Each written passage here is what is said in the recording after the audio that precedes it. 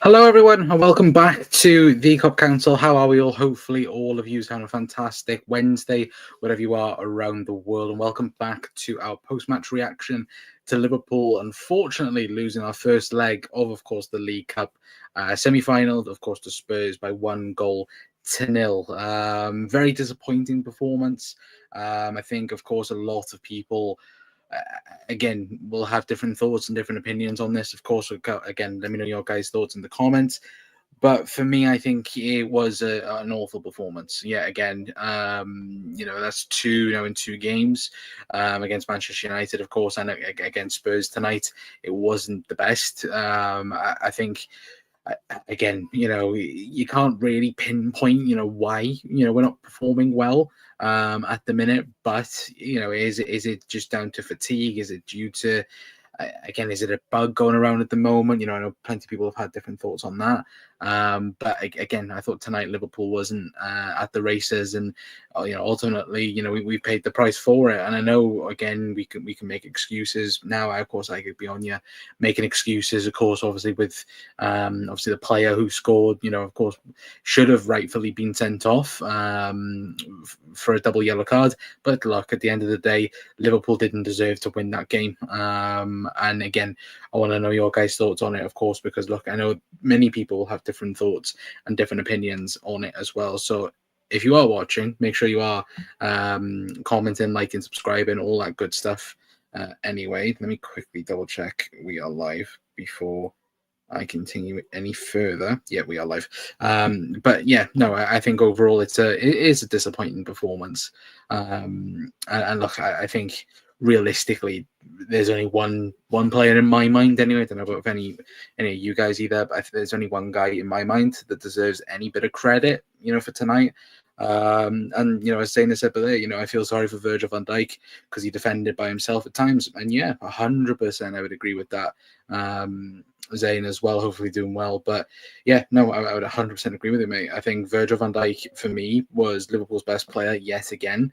I've got it, but there Virgil was outstanding, and he was, for me, from minute 1 to minute 90, I thought Virgil van Dijk defended excellently. And I know people might go, oh, maybe he should do better on the goal. No, I don't think he should. I think that's purely down on Ibu Konate and not being strong enough in the tackle, from Dom Solanke. I think for me, Virgil van Dijk again is constantly showing, everyone that again at the age of 33, he is the best centre back in world football. And I have no queries about that now. Like he again is putting it in consistently yet again. Again, is he anywhere near his prime? From back in 2018, 2019, there's signs of it, but Van Dijk.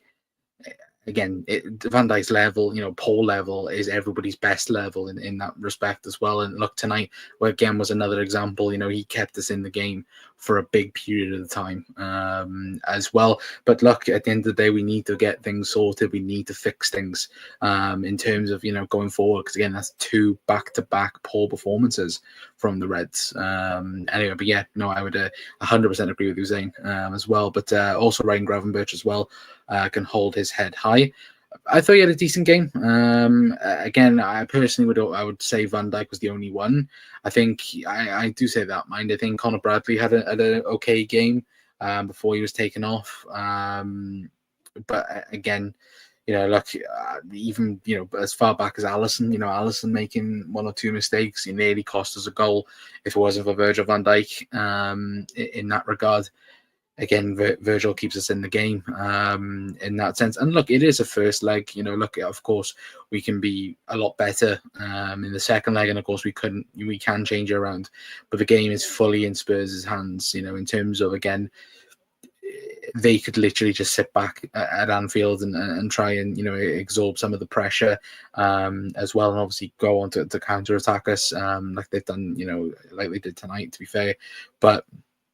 Again, more on our point of view, like, again, I will say it was an awful performance. I'm not going to turn around and say otherwise or try and sugarcoat it in that sense. Like I said, we can easily turn around and go, this should have been a penalty or it should have been a double yellow card. Look, I both agree with those things. I think the Curtis Jones tackle at the end, I think is a yellow card as a penalty. Sorry, I think he does get kicked by Kulusevski, which again should be a penalty. But I also think, and I look at the yellow card as well, where like it should have been a double yellow card, but they are just excuses in terms of Liverpool's performance. Liverpool were awful tonight, yet again. Look, and a little bit, and it has crossed my mind a little bit, where we've spoken on many shows about how how Mohamed Salah has been carrying this Liverpool team. In terms of attacking numbers wise. And you look at Mo Salah and you look at the amount, and again, tonight was very quiet against Manchester United. It was very quiet as well, apart from, of course, the penalty. But I feel like Liverpool, unless Mo Salah has a good, decent game, it's hard for us to score. And that relies on Gakpo, that relies on Luis Diaz, that relies on, of course, Darwin Núñez. Liverpool, again, need them players to step up. Tonight, Cody Gakpo, not a great performance. Darwin Núñez, when he came on, awful. Again, and look, you guys know I've loved Darwin Núñez at Liverpool. I love him still, the character, the person himself, but the player, I don't think will be here next season. And I genuinely believe that. I don't think he will be here. I also think potentially Liverpool might have made a mistake in buying Federico Chiesa. I think maybe Arne Slot has realised that, because I don't get, and again, let me know your guys' thoughts. It genuinely staggers me how we kept Curtis Jones on that pitch for 90 minutes.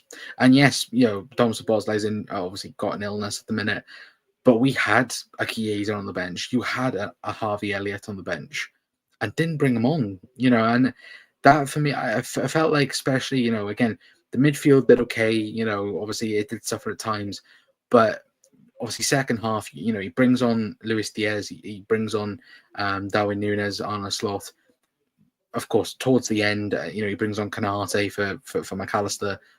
But I think the glaring opportunity I think he had in this team tonight was to bring Curtis Jones off and bring on a Harvey Elliott or bring on a Federico Chiesa to play in the 10, or somebody like that, to again allow more of an attacking threat. Liverpool could have gone on to win the game. I think bringing Harvey Elliott on would have been even better.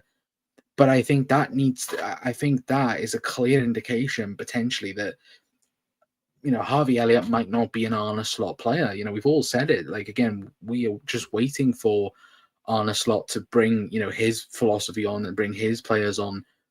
And again, we've kind of got the idea of the players that he doesn't really rate, or he doesn't really necessarily think is his players. I think those players are Jarell Konsa. I think Harvey Elliott is possibly that type of player as well. But yeah, again, you look at this situation, you go, why wasn't Harvey Elliott brought on? Now, is it to do with illness? Is it to do with, because again, I think this might be a big thing for the reason why the performances haven't been great neither, because again, of course, there is a sickness bug going around at the minute, more virus at the moment going around, which again, Dom Szoboszlai got. I think Trent again might have suffered with it again on the weekend.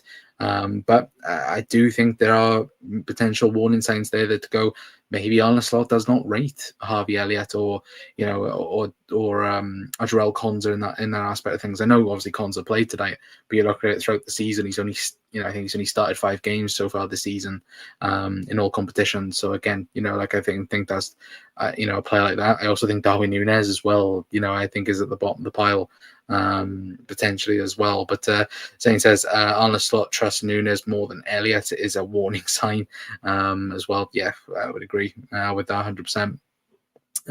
Thought Diaz was decent when he came on. Yeah, I thought Lucho had the okay game. Wasn't anything special, was it, towards the end, realistically? But obviously, the sad note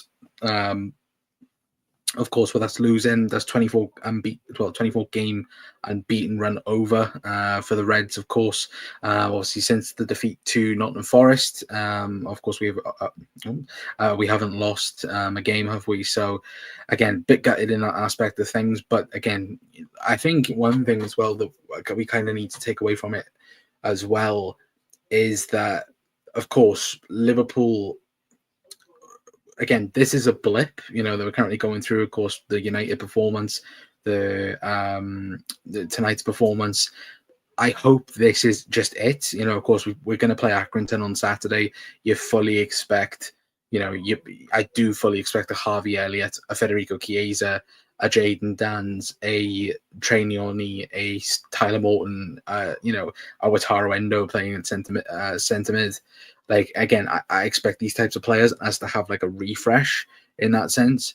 But that game next week against Nottingham Forest, if we have the similar type of performances that we have done against Manchester United and tonight against Tottenham, we'll lose that game against Forest, and we will, and that then will obviously put a lot of pressure on the squad, while also, again, encouraging Forest, encouraging Arsenal that they're back in this race.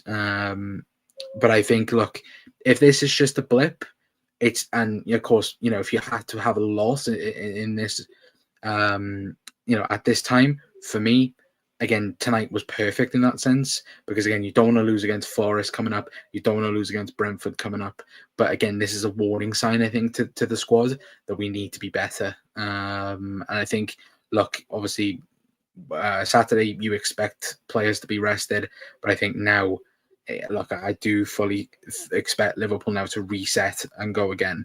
And the game next week against Forest is a huge game. It's a trinormous, a gigantic game anyway. But Zane says I'll start Nunes against Accrington. I would as well. Front three will probably be Chiesa, Nunes, and Dance. Play Nunes left wing. If you want to. But again, I 100%. I would start Nunes. She says at least Slot won't blame the ball. No, he won't. To be fair, of course he has better excuses than the bloody ball anyway. But no, like I think overall tonight, of course, obviously I could go on an absolute tantrum because again I thought we were absolutely awful. But I think again, Liverpool, if this is the only defeat we have now in a while, then I think that's fine.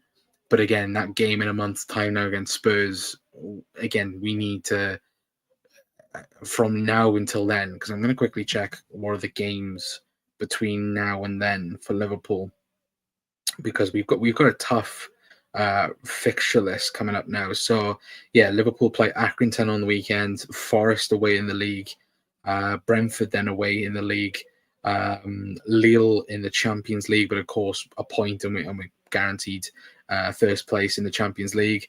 Then Ipswich at home, then PSV away, Bournemouth then away, and then we play Tottenham. So that's what 1, 2, 3, 4, 5, 6, 7 games from now until we play Spurs again. And that Spurs game, I'm just taking a look at it now. That Spurs game kickstarts probably our tough running, from February onwards. Again, we got Spurs, Spurs in the second leg, Wolves at home, Manchester City away, Newcastle at home, Southampton at home, and Aston Villa away. Like that, they are huge games coming up for Liverpool. And again, we've got to be doing better anyway. And look, hopefully we will be doing that. But look, at the end of the day, hopefully, again, this is just a bump in the road for the Red Men anyway. But how many of them games away from home? We've got, let's have a look. So Forest away, Brentford away, PSV away, Bournemouth away. So what's that? 4 games they've just read out. Yeah, 4 games we're away from home in that time as well. So again, on the road quite a lot as well. I think again, the fact that we have pretty much home games against Lille and Ipswich, and then we're pretty much away from Anfield for the entire month of January. To be fair, from now on, as well. So, like, it's going to be very, very tough. Of course, obviously, especially with because it'll be interesting because we'll have the Everton game coming up as well, and of course, if we turn it around now against Spurs, again, the whole scheduling list now will be even more, awkward in that sense as well. So, look, the games are going to be coming up thick and fast, aren't they? So, again, I hope that we can change it and obviously change things around. But again, main important thing, of course, is just hopefully it is just a bump in the road, and we go another 24 games unbeaten. In all competitions. Again, that would be the hope and dream, but we need to sort the performances out because, again, it needs to be a lot better than what we've seen over the last two games, especially anyway. But I am going to leave it there for tonight, guys. Apologies for the short post-match reaction.